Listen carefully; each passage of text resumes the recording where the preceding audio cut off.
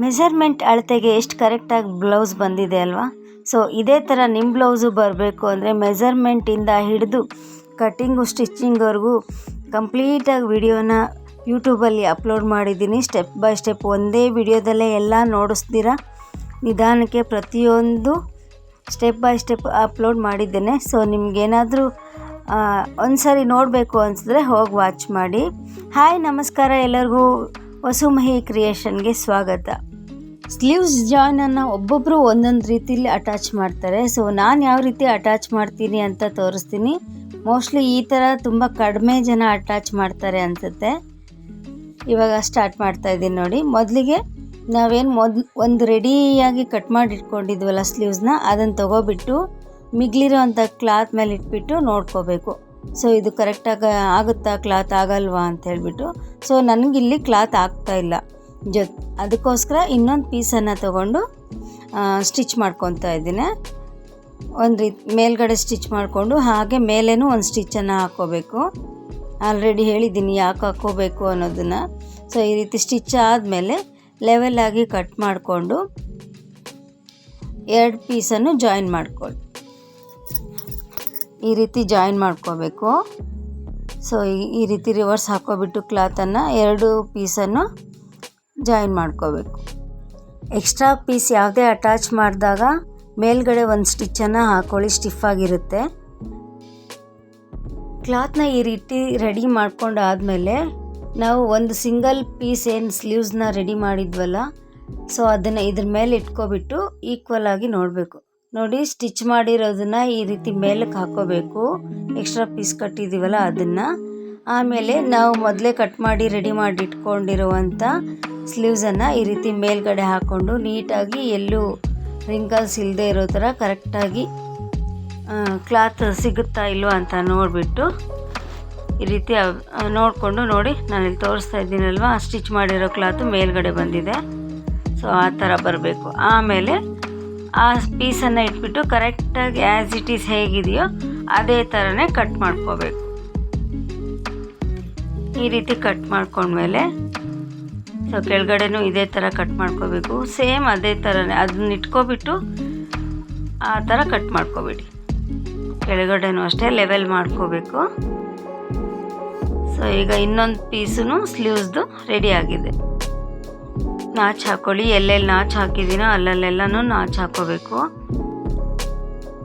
ಇವಾಗ ನೋಡಿ, ಕೆಳಗಡೆ ಹ್ಯಾಂಡ್ಸ್ ಹತ್ರ ಮೇಲ್ ಪಾಯಿಂಟು, ಆಮೇಲೆ ಸೈಡಲ್ಲಿ, ಆಮೇಲೆ ಫ್ರಂಟಲ್ಲಿ.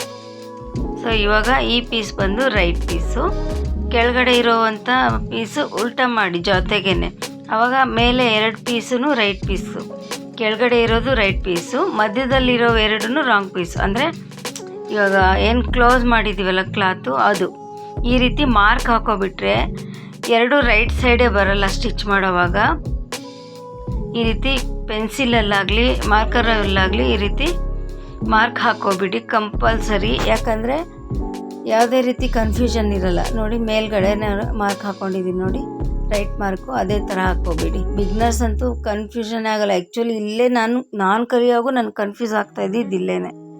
ಸ್ಲೀವ್ಸ್ 2 ಒಂದೇ ಕಡೆ ಬರೋ ಥರ ಹೊಲಿದ್ಬಿಡ್ತಾ, ಇದು ಲೈನಿಂಗ್ ಅಟ್ಯಾಚ್ ಮಾಡ್ತಾಯಿದ್ದೆ ನಾನು ಕಲಿಯೋವಾಗ. ಒಂದು 10 ವರ್ಷದ ಕೆಳಗಡೆ ಹೇಳ್ತಾ ಇರೋದು. ನನಗಾಗಿರೋ ಪ್ರಾಬ್ಲಮ್ಮು ಆಮೇಲೆ ನಾನೇ ಇದನ್ನು ತಿಳ್ಕೊಬಿಟ್ಟು ಈ ರೀತಿ ಮಾರ್ಕ್ ಹಾಕ್ಕೊಂಡ್ರೆ ಕನ್ಫ್ಯೂಷನ್ ಇರಲ್ಲ ಅಂದ್ಬಿಟ್ಟು ಈ ಥರ ಮಾರ್ಕ್ ಹಾಕ್ಕೊಳ್ಳೋದನ್ನು ಕಲ್ತ್ಕೊಂಡೆ. ಸೊ ಇಲ್ಲಿ ನೋಡಿ, ಮೇಲ್ಗಡೆ ಈಕ್ವಲ್ ಏನಾದರೂ ಬಂದಿಲ್ಲ ಅಂದರೆ ಒಂದು ಸ್ವಲ್ಪ ಲೈಟಾಗಿ ಶೇಪ್ ತೆಗೀರಿ. ಆಮೇಲೆ ಫ್ರಂಟಲ್ಲೂ ಅಷ್ಟೇ. ಸೊ ಇವಾಗ 2 ಸ್ಲೀವ್ಸು ಕ್ಲಾತು ರೆಡಿ ಆಗಿದೆ. ರೈಟ್ ಸೈಡ್ ಅಂತ ಮಾರ್ಕ್ ಹಾಕ್ಕೊತಾ ಇದ್ದೀನಿ. ನಿಮಗೆ ಹೆಂಗೆ ಐಡಿಯಾ ಬರುತ್ತೋ ಆ ಥರ ಹಾಕ್ಕೊಳ್ಳಿ. ಇವೆರಡು ರೈಟ್ ಸೈಡ್ ಅಂದರೆ ಮೇಲ್ಗಡೆ ಬರಬೇಕು ಅಂತ, ರಾಂಗ್ ಸೈಡ್ ಅಂದರೆ ಒಳಗಡೆ ಇರಬೇಕು ಅಂತ ಕ್ಲಾತು. ನಾವಿವಾಗ ರಾಂಗ್ ಸೈಡ್ ಇರೋದನ್ನು ಮೇಲೆ ಹಾಕ್ಕೋಬೇಕು ಮೊದಲಿಗೆ. ನೋಡಿ, ಇದೇನು ಸ್ಟಿಚ್ ಮಾಡಿರುತ್ತಲ್ಲ ಅದು ರಾಂಗ್ ಸೈಡ್. ಇದು ರಾಂಗ್ ಸೈಡ್ ಇರೋ ಕ್ಲಾತನ್ನು ಮೇಲೆ ಹಾಕ್ಕೊಂಡ್ರೆ ಸ್ಟಿಚಿಂಗ್ ಆದಮೇಲೆ ರೈಟ್ ಸೈಡ್ ಬರುತ್ತೆ. ಇಂಟು ಮಾರ್ಕ್ ಕೂಡ ಹಾಕಿ ತೋರಿಸ್ತಾ ಇದ್ದೀನಿ ನೋಡಿ, ಮೇಲೆ ಬರಬೇಕು ಅಂತ ಈ ಕ್ಲಾತು. ಇದು ತುಂಬ ಇಂಪಾರ್ಟೆಂಟು ಬಿಗ್ನರ್ಸ್ಗೆ. ಸೊ ಎಲ್ಲೂ ಸ್ಕಿಪ್ ಮಾಡ್ದಿರ ನೋಡಿ, ಈ ರೀತಿ ನಾವೆಲ್ಲಿಗೆ ಮಾರ್ಕ್ ಹಾಕಿದ್ವಲ್ಲ 1 ಇಂಚಷ್ಟು ಅಷ್ಟನ್ನು ಸ್ಟಿಚ್ ಮಾಡ್ಕೊಬಿಟ್ಟು ಈ ರೀತಿ ಮೇಲ್ಗಡೆ ಇನ್ನೊಂದು ಸ್ಟಿಚ್ಚನ್ನು ಹಾಕೋಬೇಕು. ಲೈನಿಂಗ್ ಕ್ಲಾತ್ ಮೇಲೆ ಹಾಕ್ಕೊಳ್ಳಿ. ಅದಕ್ಕೂ ಮುಂಚೆ ಈ ಥರ ಲೆವೆಲ್ ಆಗಿ ಕಟ್ ಮಾಡ್ಕೊಬಿಡಿ. ಆಮೇಲೆ ಈ ರೀತಿ ಮೇಲೆ ಕ್ಲಾತ್ ಈ ಥರ ಫೋಲ್ಡ್ ಮಾಡಿಬಿಟ್ಟು ಮೇಲ್ಗಡೆ ಒಂದು ಸ್ಟಿಚ್ಚನ್ನು ಹಾಕ್ಕೊಳ್ಳಿ. ಎಡ್ಜಲ್ಲೇ ಬರಲಿ, ತುಂಬ ಮೇಲಕ್ಕೆ ಹೋಗಬೇಡಿ, ತುಂಬ ಈ ಕಡೆ ಮೇನ್ ಕ್ಲಾತ್ಗೂ ಬರಬೇಡಿ. ಈ ರೀತಿ ಎಡ್ಜಲ್ಲಿ ಹಾಕೋಬಿಟ್ರೆ ನೀಟಾಗಿ ಫೋಲ್ಡ್ ಆಗಿಬಿಡುತ್ತೆ, ಫಿನಿಶಿಂಗು ಚೆನ್ನಾಗಿ ಬರುತ್ತೆ. ಎಲ್ಲೂ ಕೆಳಕ್ಕೆ ಹೋಗೋದು ಮೇಲಕ್ಕೆ ಹೋಗೋದು ಆಗೋದಿಲ್ಲ. ಆಮೇಲೆ ಇಲ್ಲಿ ಗುಂಡ್ಪಿನನ್ನು ಹಾಕ್ಕೊಂಡು ಎರಡು ಕಡೆನೂ ಎಡ್ಜು ಈಕ್ವಲ್ ಇರೋ ಥರ ನೋಡ್ಕೊಳ್ಳಿ. ಈ ಕಡೆನೂ ಈಕ್ವಲ್ ಇರಬೇಕು, ಆ ಸೈಡು ಈಕ್ವಲ್ ಇರಬೇಕು. ಆ ಥರ ನೋಡಿಕೊಂಡು ಮೇಲ್ಗಡೆ ಸ್ಟಿಚ್ ಹಾಕ್ಕೊಬಿಡಿ. ಮೊದಲೇ ಪೀಸ್ ಕಟ್ಕೊಂಡ್ರೂ ನಡೆಯುತ್ತೆ, ಇಲ್ಲ ನಾನು ನೋಡಿಸ್ತಾ ಇದ್ದೀನಿ ನೋಡಿ, ಈ ಥರನೂ ಪೀಸ್ ಕಟ್ಕೋಬೋದು.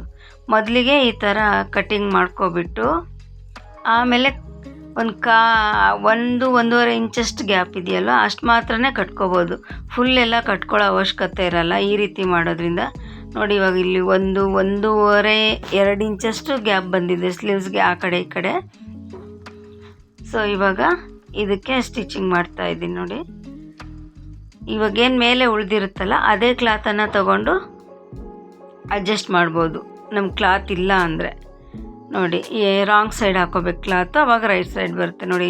ಮೇಲ್ಗಡೆ ರಾಂಗ್ ಸೈಡ್ ಇರೋವಂಥ ಕ್ಲಾತನ್ನು ಈ ರೀತಿ ಹಾಕ್ಕೊಂಡು ಸ್ಟಿಚ್ ಮಾಡಿಕೊಂಡು ಆಮೇಲೆ ಮೇಲ್ಗಡೆ ಇನ್ನೊಂದು ಸ್ಟಿಚ್ಚನ್ನು ಹಾಕೋಬಿಡಿ. ಸೊ ಈ ರೀತಿ ಮಾಡಿದ್ರೆ ಲೆಂತ್ ಫುಲ್ಲೂ ಎಕ್ಸ್ಟ್ರಾ ಪೀಸ್ ಕಟ್ಕೊಳ್ಳೋಕ್ಕೆ ಅವಶ್ಯಕತೆ ಇರೋದಿಲ್ಲ. ನಮ್ಗೆ ಎಲ್ಲಿ ಪೀಸ್ ಬೇಕೋ ಅಷ್ಟು ಮಾತ್ರ ಕಟ್ಕೊಬಿಡ್ಬೋದು, ಬೇಗನೂ ಆಗುತ್ತೆ ಸ್ಲೀವ್ಸು. ಸೊ ಈಗ ಮೇಲ್ಗಡೆ ಒಂಚೂರು ಸ್ಟಿಚ್ ಹಾಕಿಬಿಟ್ಟು ಈಕ್ವಲ್ ಆಗಿ ಲೈನಿಂಗ್ ಎಷ್ಟಿದೆಯೋ ಅಷ್ಟಕ್ಕೆ ಕಟ್ ಮಾಡ್ಕೊಳ್ಳಿ. ಸೊ ಅದೇ ಥರನೇ ಈ ಕಡೆ ಭಾಗನೂ ಅದೇ ಥರನೇ ಅಟ್ಯಾಚ್ ಮಾಡಬೇಕು. ಸ್ಲೀವ್ಸ್ ಮೇಲ್ಗಡೆ ಉಳಿದಿರೋ ಪೀಸನ್ನೇ ಯೂಸ್ ಮಾಡ್ಕೊತಾ ಇದ್ದೀನಿ. ಇದು ಚೆನ್ನಾಗಿ ನೀಟಾಗಿ ಸಿಗುತ್ತೆ, ಈ ರೀತಿ ಕ್ರಾಸ್ ಆಗಿ ಚೆನ್ನಾಗಿ ಕುತ್ಕೊಳ್ಳುತ್ತೆ. ಈ ರೀತಿ ಮೇಲ್ಗಡೆ ಸ್ಟಿಚ್ ಮಾಡ್ಕೊಬಿಟ್ಟು ಆಮೇಲೆ ಮೇಲ್ಗಡೆ ಇನ್ನೇ ಒಂದು ಲೈನನ್ನು ಸ್ಟಿಚ್ ಮಾಡಿ ಈ ರೀತಿ ಸ್ಟಿಚ್ ಮಾಡ್ಕೋಬೇಕು. ಆಮೇಲೆ ಅದನ್ನು ಪೂರ್ತಿಯಾಗಿ ಕಟ್ ಮಾಡ್ಕೊಳ್ಳಿ. ಲೈನಿಂಗ್ ಎಷ್ಟಿದೆಯೋ ಅಲ್ಲಿಗೆ ಮತ್ತೆ ಒಳಗೆ ಬಂದುಬಿಡಬೇಡಿ, ಶಾರ್ಟೇಜ್ ಬಂದುಬಿಡುತ್ತೆ ಕ್ಲಾತು. ಲೈನಿಂಗ್ ಎಷ್ಟಿದೆಯೋ ಅಷ್ಟೇ ಕಟ್ ಮಾಡ್ಕೊಳ್ಳಿ. ಇದೆಲ್ಲ ಆದಮೇಲೆ ಮತ್ತೆ ಇನ್ನೊಂದು ಸರಿ ನಾಚೆಲ್ಲ ಕಾಣಿಸ್ತಾ ಇದೆಯೋ ಇಲ್ಲ ಅಂತ ನೋಡಿಬಿಟ್ಟು ಸ್ವಲ್ಪ ಲೈಟಾಗಿ ನಾಚನ್ನು ಹಾಕ್ಕೊಳ್ಳಿ. ಒಂಚೂರು ಹೆಚ್ಚು ಕಡಿಮೆ ಬಂದಿರುತ್ತೆ, ಅದನ್ನೆಲ್ಲ ಈಕ್ವಲ್ ಮಾಡ್ಕೋಬೇಕು, ಅವಾಗೇ ಬ್ಲೌಸ್ ಕರೆಕ್ಟಾಗಿ ಬರೋದು. ನೆಕ್ಸ್ಟ್ ಇವಾಗ ಗುಂಡ್ಪಿನನ್ನು ತೆಗೆದು ಇವಾಗ ಇನ್ನೂ ಒಂದು ಸರಿ ಚೆಕ್ ಮಾಡ್ಕೊಳ್ಳಿ, ಕೆಳಗಡೆ ಮೇಲ್ಗಡೆ ಈಕ್ವಲ್ ಬಂದಿದೆಯಾ ಇಲ್ವಾ ಅಂತ. ಸೊ ನೋಡಿ ಕೆಳಗಡೆ ಮೇಲೆ ಈಕ್ವಲ್ ಬಂದಿದೆಯಾ ಇಲ್ವೋ ಸೈಡಲ್ಲಿ ಅಂತ. ಈಗ ನೋಡಿ ಇವಾಗ 1 ಪಾಯಿಂಟಷ್ಟು ಮೇಲಕ್ಕೆ ಬಂದಿದೆ. ಸೊ ಅದನ್ನು ಈ ರೀತಿ ಸ್ಟಿಚ್ ಕಟ್ ಮಾಡಿಬಿಟ್ಟು ಈಕ್ವಲ್ ಮಾಡ್ಕೋಬೇಕು. ಇವಾಗ ಶೇಪ್ ಏನಾದರೂ ಸ್ವಲ್ಪ ಕಡಿಮೆ ಇದ್ದರೆ ಇನ್ನೊಂದು ಚೂರು ತೆಕ್ಕೋಬೇಕು. ನಾವು ಏನು ಲೈನಿಂಗಲ್ಲಿ ಕಟ್ ಮಾಡಿರ್ತೀವಲ್ಲ ಅದನ್ನೇ ಇಟ್ಕೊಬಿಟ್ಟು ಸುಮ್ಮನೆ ಸ್ಟಿಚ್ ಮಾಡ್ತಾ ಹೋಗ್ಬಾರ್ದು. ಈ ಪ್ರತಿಯೊಂದು ಪಾಯಿಂಟನ್ನು ಗುರ್ತಿಟ್ಕೊಬಿಟ್ಟು ರೆಡಿ ಮಾಡ್ಕೋಬೇಕು. ಈ 2 ಸ್ಲೀವ್ಸನ್ನು ರೆಡಿ ಮಾಡ್ಕೋಬೇಕು. 2 ಸ್ಲೀವ್ಸು ರೆಡಿ ಆದಮೇಲೆ ಸ್ಲೀವ್ಸ್ ಅಟ್ಯಾಚ್ ಮಾಡೋಕ್ಕಿಂತ ಮುಂಚೆ ಫಸ್ಟಿಗೆ ನಮಗೇನು ಮೆಜರ್ಮೆಂಟ್ ಕೊಟ್ಟಿರ್ತಾರಲ್ವ ಆ ಅಳತೆ ಬ್ಲೌಸನ್ನು ತೊಗೊಂಡು ಎಲ್ಲಿಗೆ ಎಂಡ್ ಆಗಿರುತ್ತೆ ನೋಡಿ ಅಲ್ಲಿಗೆ ಇಟ್ಕೊಬಿಟ್ಟು ನೋಡಬೇಕು ಸ್ಲೀವ್ಸ್ ಲೆಂತ್ ಕರೆಕ್ಟಾಗಿದೆಯಲ್ವಾ. ಎಕ್ಸ್ಟ್ರಾ ಅರ್ಧ ಇಂಚ್ ಬರಬೇಕು ನೋಡಿ, ಅವ್ರು ಎಂಡ್ ಆಗಿದೆಯಲ್ಲ ಅಳತೆ ಬ್ಲೌಸು ಅಲ್ಲಿಂದ ಎಕ್ಸ್ಟ್ರಾ ಅರ್ಧ ಇಂಚಷ್ಟು ಇದೆ ನೋಡಿ, ಆ ಥರ ಬರಬೇಕು. ಅಕಸ್ಮಾತ್ ಲೆಂತ್ ಜಾಸ್ತಿ ಇದೆ ಅಂದರೆ ಕಟ್ ಮಾಡ್ಕೋಬೇಕು, ಆಗ ಮೆಜರ್ಮೆಂಟ್ ಅಳತೆಗೆ ಕರೆಕ್ಟಾಗಿ ಬರುತ್ತೆ. ಸೊ ಈಗ ಹುಕ್ಸ್ ಪಟ್ಟಿ ಕಾಜಾ ಪಟ್ಟಿ ಯಾವ ರೀತಿ ಮಾಡೋದು ಅಂತ ನೋಡೋಣ. ಮೊದಲಿಗೆ ಈ ರೀತಿ ಲೈನಿಂಗ್ ಕ್ಲಾತನ್ನು ಉಳಿದಿರುತ್ತಲ್ವ ಕ್ಲಾತು, ನೆಕ್ಕಲ್ಲಿ ಉಳಿಯುತ್ತೆ ಕ್ಲಾತು, ಇಲ್ಲಿ ಎಕ್ಸ್ಟ್ರಾ ಇರೋದಕ್ಕೆ ನಾನು ಎಕ್ಸ್ಟ್ರಾ ಬಟ್ಟೆ ಇದೆ ಅಲ್ವಾ ಅದನ್ನು ತೊಗೊತಾ ಇದ್ದೀನಿ. ನಾರ್ಮಲಾಗಿ ಕಡಿಮೆ ಬಟ್ಟೆ ಇದ್ದರೂ ನೆಕ್ ಪೋರ್ಷನಲ್ಲಿ ಡೀಪ್ ಜಾಸ್ತಿ ಇದ್ದರೆ ಈ ರೀತಿ ಕ್ಲಾತ್ ಉಳಿದಿರುತ್ತೆ, ಅದನ್ನೇ ಯೂಸ್ ಮಾಡ್ಕೊಬಿಡಿ. ಈ ರೀತಿ ಕಟ್ ಮಾಡ್ಕೊಬಿಟ್ಟು ಹುಕ್ಸ್ ಪಟ್ಟಿ ಕಾಜಾ ಪಟ್ಟಿನ ರೆಡಿ ಮಾಡ್ಕೊತಾ ಇರೋದು ನೋಡಿ. 2 ಕಾಲ್ವರೆಗೂ ಇದೆ. ಇವಾಗಿದು ಹುಕ್ಸ್ದು ಲೂಫ್ ಹಾಕೋದು ಬರುತ್ತಲ್ವ ಅಲ್ಲಿ ಅಟ್ಯಾಚ್ ಮಾಡ್ತಾ ಇರೋವಂಥದ್ದು ಕಾಜಾ ಪಟ್ಟಿ. ಇವಾಗ ನೋಡಿ ಈ ರೀತಿ ಇಟ್ಬಿಟ್ಟು ಮೇನ್ ಕ್ಲಾತು ಫ್ರಂಟ್ದೇನಿದೆಯಲ್ಲ ಅದು ಮೇಲೆ ಬಂದು ನಾವು ಕಾಜಾ ಪಟ್ಟಿಗಿಡೋವಂಥ ಕ್ಲಾತು ಕೆಳಗಡೆ ರೈಟ್ ಸೈಡಲ್ಲಿರಬೇಕು. ಈ ರೀತಿ ಇಟ್ಕೊಬಿಟ್ಟು ನಿಧಾನಕ್ಕೆ 2-3 ಸರಿ ಅಬ್ಸರ್ವ್ ಮಾಡಿ ಸ್ಟಾಪ್ ಮಾಡಿ ಆವಾಗ ಈಸಿಯಾಗಿ ಗೊತ್ತಾಗ್ಬಿಡುತ್ತೆ ಯಾವ ರೀತಿ ಸ್ಟಿಚ್ ಮಾಡ್ತಾ ಇರೋದು ಅಂತ. ಈ ರೀತಿ ಇಟ್ಕೊಬಿಟ್ಟು ಸ್ವಲ್ಪ ಕಚ್ ಹಾಕಿ ಟರ್ನ್ ಚೆನ್ನಾಗಾಗುತ್ತೆ. ಈ ರೀತಿ ನಾಚು ಹಾಕಿದ್ಮೇಲೆ ಈ ಥರ ಮಾಡಿಕೊಂಡು ಒಂದು ಫೋಲ್ಡ್ ಮಾಡಿ ಇನ್ನೊಂದು ಫೋಲ್ಡ್ಗೆ ಈ ರೀತಿ ಲೆವೆಲ್ ಆಗಿದೆಯಾ ಇಲ್ಲೋ ಅಂತ ನೋಡ್ಕೊಬಿಟ್ಟು ಸೆಂಟ್ರಲ್ಲಿ ಒಂದು ಸ್ಟಿಚ್ಚನ್ನು ಹಾಕಿ, ಫುಲ್ ಎಂಡಲ್ಲಿ ಬರಬೇಡಿ, ಸೆಂಟ್ರಲ್ಲಿ ಒಂದು ಸ್ಟಿಚ್ಚನ್ನು ಹಾಕಿ. ಎಂಡಲ್ಲಿ ಹಾಕಿದ್ರೆ ನೀವು ದಾರದಲ್ಲಿ ರೆಡಿ ಮಾಡ್ಕೋಬೇಕು ಕಾಜಾ ಪಟ್ಟಿನ. ನಾನಿಲ್ಲಿ ಮಿಷಿನಲ್ಲೇ ಗೂಡು ಬಿಡ್ತಾ ಇರೋದು, ನಾನು ಎಕ್ಸ್ಟ್ರಾ ಥ್ರೆಡ್ಡಲ್ಲಿ ಏನು ರೆಡಿ ಮಾಡ್ತಾಯಿಲ್ಲ. ಸೊ ಹಾಗಾಗಿ ಮಧ್ಯದಲ್ಲಿ ಹಾಕಿದ್ದೀನಿ, ಕಾಜಾ ಪಟ್ಟಿಗೆ ಬೇಕಾಗಿರೋವಂಥದ್ದು ಬೆಲ್ಟ್ನ ಮಧ್ಯದಲ್ಲಿ ಹಾಕಿದ್ದೀನಿ ಸ್ಟಿಚ್ಚನ್ನು. ಸೊ ಈ ರೀತಿ ಲೆವೆಲ್ ಮಾಡಿಕೊಂಡು 4 ಫೋಲ್ಡ್ ಮಾಡಿಕೊಂಡ್ರೆ ಈಕ್ವಲ್ ಆಗಿ ಬರುತ್ತೆ, ಒಂದು ಹೆಚ್ಚು ಒಂದು ಕಡಿಮೆ ಈ ರೀತಿ ಬರೋದಿಲ್ಲ. ಈ ರೀತಿ 4 ಫೋಲ್ಡ್ ಮಾಡ್ಕೊಬಿಟ್ಟು ಆಮೇಲೆ ಗೂಡನ್ನು ಬಿಟ್ಕೋಬೇಕು. ಹೆಂಗು ಮಾರ್ಕ್ ಹಾಕಿರ್ತೀವಲ್ಲ, ಜಾಸ್ತಿ ಏನು ಹೆಚ್ಚು ಕಡಿಮೆ ಬರೋದಿಲ್ಲ. ಪಕ್ಕ ಮಾರ್ಕ್ಗೆ ಹಾಕ್ಕೊತ ಬಂದರೆ ಬೇಗನೂ ಆಗುತ್ತೆ. ಒಂದು ಹೆಚ್ಚಾಯ್ತಾ ಒಂದು ಕಡಿಮೆ ಬಂತಾ ಅನ್ನೋ ಕನ್ಫ್ಯೂಷನ್ನು ಇರಲ್ಲ. ಈ ರೀತಿ ಪ್ರತಿಯೊಂದು ಸ್ಟೆಪ್ಪಲ್ಲೂ ಮಾರ್ಕನ್ನು ಹಾಕ್ಕೊಳ್ಳೋದ್ರಿಂದ ನೀಟಾಗಿ ಬರುತ್ತೆ, ಬೇಗನೂ ಆಗೋಗುತ್ತೆ. ಸೊ ಇವಾಗ ಕಾಜಾ ಪಟ್ಟಿ ರೆಡಿ ಆಯಿತು. ಈಗ ಹುಕ್ಸ್ ಪಟ್ಟಿ ರೆಡಿ ಮಾಡೋಣ.